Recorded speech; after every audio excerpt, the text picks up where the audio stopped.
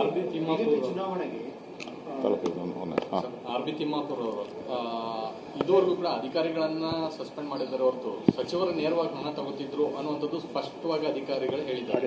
ಆದ್ರೆ ಅವ್ರ ವಿರುದ್ಧ ಯಾವುದೇ ತನಿಖೆ ಇಲ್ಲ, ಇದುವರೆಗೂ ರಾಜೀನಾಮೆ ಕೂಡ ಪಡೆದಿಲ್ಲ. ಯಾಕಂದ್ರೆ ಇದು ಮೊದಲನೇ ಬಾರಿ ಎಲ್ಲ ನಡೆದಿರೋದು, 2ನೇ ಬಾರಿ ಮತ್ತು 3ನೇ ಬಾರಿ ಆಗ್ತದೆ. ಈಗ ತಿಮ್ಮಾಪುರ ಅವರ ಇಲಾಖೆಯಲ್ಲಿ ಒಂದಲ್ಲ ಎರಡಲ್ಲ 3 ತಪ್ಪುಗಳನ್ನು ಮಾಡಿದ್ದಾರೆ. 3 ಬಾರಿನೂ ಕೂಡ ಈ ಥರ ಆಡಿಯೋ ವಿಡಿಯೋ ಎಲ್ಲ ಬಿಡುಗಡೆ ಆಗಿದೆ. ಇಷ್ಟಾದರೂ ಸಿದ್ದರಾಮಯ್ಯನವರು ಒಂದು ರೀತಿ ಕುರುಡ್ರ ಧೃತರಾಷ್ಟ್ರನ ರೀತಿ ಕೂತಿರೋವಂಥದ್ದು ರಾಜ್ಯದ ಜನತೆಗೆ ಮಾಡಿದಂಥ ಅಪಮಾನ. ಹಿಂದೆ ಈಶ್ವರಪ್ಪನವ್ರದ್ದು ಯಾವುದೋ ಒಂದು ಕಾಂಟ್ರಾಕ್ಟ್ ಕೇಸಲ್ಲಿ ಒಂದು ಆಡಿಯೋ ಬಂದಿದೆ ಅಂತ ಹೇಳ್ಬಿಟ್ಟು ಎಷ್ಟು ಗಲಾಟೆ ಮಾಡಿದ್ರಿ ನೀವು, ಎಷ್ಟು ಹೋರಾಟ ಮಾಡಿದ್ರಿ. ಈಗ ಯಾಕೆ ಬಾಯಿ ಮುಚ್ಕೊಂಡು ಕೂತಿದ್ದೀರಾ? ನಮ್ಮನ್ನು ಮಾತ್ರ ಜೋರಾಗಿ ಕೇಳಿದ್ರಲ್ಲ, ಈಗ ಯಾಕೆ ಬಾಯಿ ಮುಚ್ಕೊಂಡು ಕೂತಿದ್ದೀರಾ? ರಾಜೀನಾಮೆ ಪಡೀರಿ. ಮಾಡಿರೋದು ಸತ್ಯ. ಈಗಾಗಲೇ ಲೋಕಾಯುಕ್ತದಲ್ಲೂ ದೂರು ದಾಖಲಾಗಿದೆ. ಲೋಕಾಯುಕ್ತದಲ್ಲಿ ಮಂತ್ರಿ ಹೆಸರ ಮೇಲೇ ದೂರು ದಾಖಲಾಗಿದೆ. ಮತ್ತು ಆಡಿಯೋದಲ್ಲೂ ಮಂತ್ರಿ ಮಗನಿಗೆ ದುಡ್ಡು ಕೊಡಬೇಕು ಅಂತ ಆಡಿಯೋದಲ್ಲೂ ಇದೆ. ಮತ್ತು ತಿಮ್ಮಾಪುರ ಅವ್ರು ಹೇಳ್ತಾರೆ ಯಾರೋ ಸಂಚು ಮಾಡಿದ್ದಾರೆ ಅಂತ. ಮಾಡಿದರೆ ಹೇಳಿ, ಯಾರು ಕಾಂಗ್ರೆಸ್ ಅವ್ರು ಮಾಡಿದರೆ, ಯಾರ್ಯಾರು ಕಾಂಗ್ರೆಸ್ ಅವ್ರು ಮಾಡಿದ್ದಾರೆ. ಇವ್ರು ಮಂತ್ರಿಯಿಂದ ತೆಗೆದ್ರೆ ಇನ್ನೊಬ್ರು ಯಾರೋ ಅವ್ರಿಗೆ ಬೇರೆಯವ್ರು ಯಾರೋ ಮಂತ್ರಿ ಆಗ್ತಾರೆ.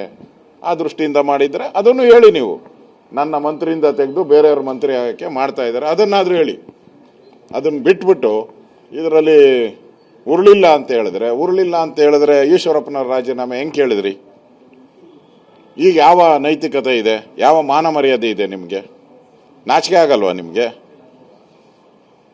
ಒಂದೇ ವಿಚಾರದಲ್ಲಿ 2 ಸ್ಟ್ಯಾಂಡ್ಗಳನ್ನು ಮಾಡ್ತಾ ಇದ್ದೀರಲ್ಲ, ಇದು ಸರಿಯಲ್ಲ. ಇದನ್ನು ನಾವು ವಿಧಾನಸಭೆಯಲ್ಲೂ ನಾವು ಚರ್ಚೆಯನ್ನು ಮಾಡ್ತೀರಿ.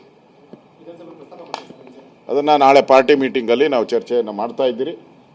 ಪಾರ್ಟಿ ಮೀಟಿಂಗಲ್ಲಿ ತೀರ್ಮಾನವನ್ನು ತೆಗೆದುಕೊಂಡು JDS ಮತ್ತು BJPಯ ಒಂದು ಸಮನ್ವಯ ಸಮಿತಿ ಸಭೆ ನಾಳೆ ಸೇರ್ತಾ ಇದ್ದೀರಲ್ಲ, ಅಲ್ಲಿ ನಾನು ಕುಮಾರಸ್ವಾಮಿ ಅವರ ಹತ್ರ, ವಿಜಯೇಂದ್ರ ಎಲ್ಲರ ಜೊತೆನೂ ನಮ್ಮ ಎಲ್ಲ ಸೀನಿಯರ್ ಲೀಡರ್ಸ್ ಯಾರ್ಯಾರು ಇದ್ದಾರೆ, ಅಶ್ವಥ್ ನಾರಾಯಣ್ ಇರ್ಬೋದು, ಸುನೀಲ್ ಇರ್ಬೋದು, ಜ್ಞಾನೇಂದ್ರ, ಎಲ್ಲರ ಜೊತೆ ಮಾತಾಡಿ ನಾಳೆ ತೀರ್ಮಾನ ಮಾಡ್ತೀರಿ.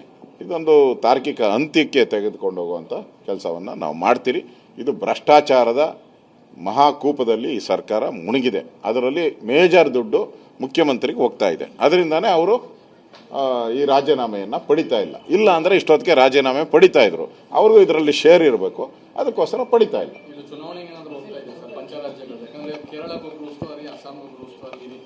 ಈಗ ನನಗೆ ಗೊತ್ತಿರೋ ಪ್ರಕಾರ ಅಸ್ಸಾಂಗೆ ಹೋಗೋಕ್ಕೆ ಫಿಕ್ಸ್ ಆಗಿದೆ.